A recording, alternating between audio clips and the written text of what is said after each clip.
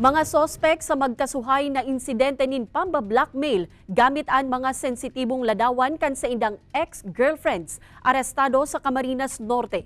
Uyan report ni Don Jimenez. Mayo na ginibuan sa 38 anyos na lalaki makalis na madakop sa ikinasang entrapment operation kan mga otoridad sa Dait Camarines Norte. Enot digdi nagdulok subot sa mga otoridad ang 28 anyos na daraga asin nagreport na mawut kan dati niyang kailusyon na makipagbalikan sa iya. Asin pigpipirit subot ka ini na maghilingan sinda sa luwas kan sarong simbahan sa lugar. Karibay subot ka ini anday pagpapalakop kan sospek sa social media kan sa indang mga pribadong ladawan.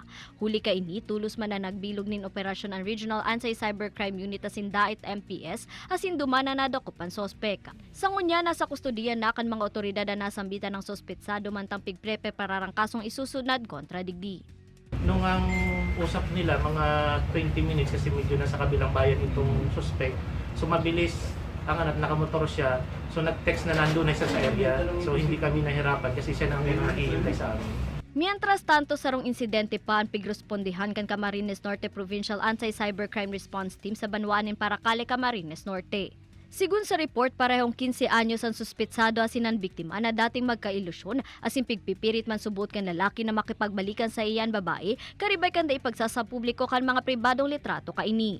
Pigpasairaro man sa entrapment operation ng suspetsado na nagresulta sa pagkakadakop digdi asin huli ta minor de edad, ipig-turn over mo na ini sa Municipal Social Welfare and Development Office, mantang pigprepare para ng kasong isusunod kontra digdi. Ngayon, nung magkaroon ng may nakilala itong babae na naging boyfriend, tinatakot na siya nitong dati niyang sa online na ikakalat yung mga picture.